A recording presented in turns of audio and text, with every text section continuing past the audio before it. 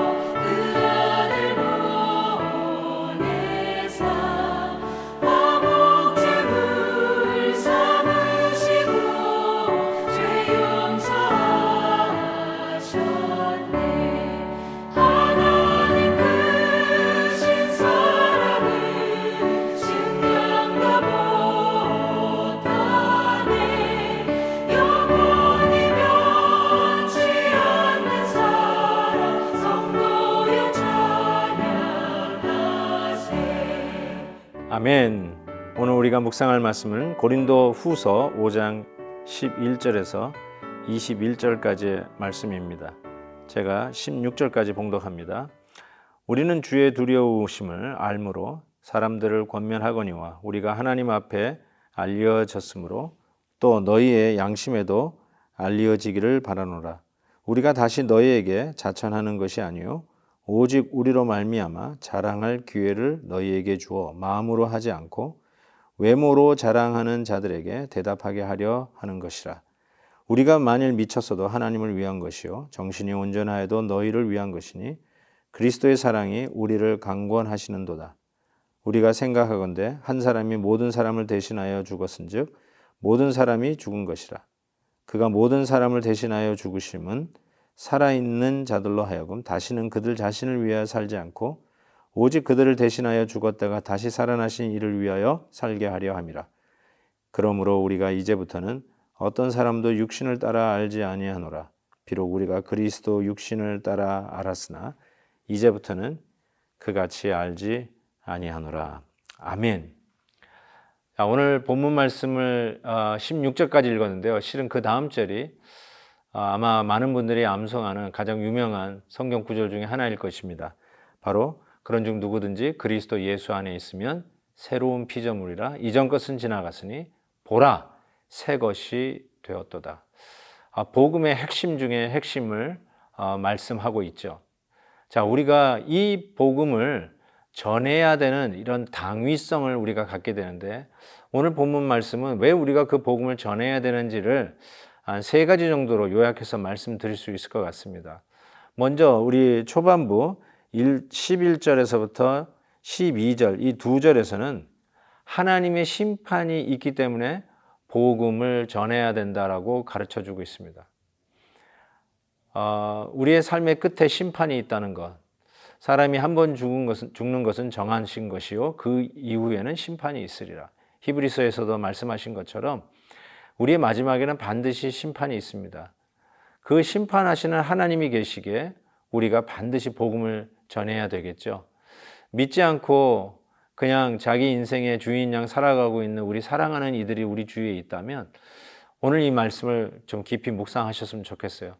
심판을 향해서 가고 있는 것입니다. 그 심판이 그때는 더 이상 봐주는 것이 없는 공의로우신 우리 심판주 하나님께서 그대로 심판하실 그때가 지금 기다리고 있다는 사실입니다. 그래서 우리는 빨리 사랑하는 이들에게 더욱 복음을 전해야 할 당연한 이유가 있다라고 믿습니다. 또 한 가지 우리가 꼭 복음을 전해야 할 이유가 있다면 우리 13절에 나와 있는 것처럼 우리가 만일 미쳐서도 하나님을 위한 것이요 정신이 온전해도 너희를 위한 것이다. 속된 표현이라면 우리가 뭔가 미쳐 있다는 것이죠. 사랑하는 우리 자녀들을 보면 제 미쳤어 하는 말을 부모님들이 가끔 합니다. 맞아요. 뭔가 뒤집어 씌운 것 같은 그런 상황이 아니면 그렇게 사랑할 수 있겠습니까? 그 밤잠을 못 자는 잠에 취하는 우리 아이들이 밤잠 못 자고 그렇게 연애할 수 있겠습니까? 뭔가 미친 것이죠. 왜 우리가 복음을 전해야 되는가? 어쩌면 같은 원리입니다. 우리가 하나님의 사랑에 미쳤기 때문에 그렇습니다. 그 사랑을 맛보니까 이 사랑 전하지 아니하고는 백일 수가 없는 것입니다. 나 혼자만 이 사랑을 독식한다는 그 자체가 이기적인 것이고 맛있는 거 혼자 먹는 사람도 못된 사람인데 이 복음을 함께 나누지 못한다면 그거야말로 우리가 가지고 있는 믿음을 도무지 참된 것으로 증명할 다른 길은 없다라고 저는 생각합니다. 왜 복음을 전해야 될까요? 하나님의 사랑이 강권하시기 때문에 그렇습니다. 그리고 마지막으로 복음 전파를 우리가 해야 되는 이유는 우리가 읽지는 않았지만 20절에 이런 말씀이 있어요. 그러므로 우리가 그리스도를 대신하여 사신이 되어 하나님이 우리를 통하여 너희를 권면하시는 것 같이 우리가 그리스도의 사신, 엠베서더, 메신저라고 이야기하고 있습니다. 예수 그리스도의 에이전이 되어서 이 복음을 전하라고 하나님의 부탁이 있었다는 것입니다. 우리가 부탁을 받으면 거절하기 힘들지 않습니까? 매몰차게 부탁을 거절하는 분들도 가끔 있겠지만 그래도 사랑하는 사람이 부탁을 하면 우리가 마지못해라도 들어주는 것이 인지상정 아니겠습니까? 근데 우리를 위하여 생명을 주시고 우리를 천국 백성으로 삼으시고 이제는 주님이 우리와 동행하시며 매 순간순간마다 같이 하시고 힘과 능력으로 오늘도 우리의 필요한 모든 것을 공급하신 그 하나님께서 부탁을 하십니다. 나의 에이전트가 되달라. 나의 사신이 되달라. 나의 대사가 되달라. 하시면서 기회가 주어지는 대로 이 복음을 전파하라고 부탁을 하십니다. 사랑하는 성도 여러분, 오늘도 내 주위에 누가 있는지 한번 살펴보십시오. 틀림없이 하나님께서 하나님 오늘도 내가 복음을 전할 하나님이 나에게 부탁하신 이것을 전할 사람 붙여주세요 하고 하루를 출발한다면 여러분이 분별력 있게 저분이 하나님이 오늘 나에게 붙여준 사람이다 알게 될 것입니다.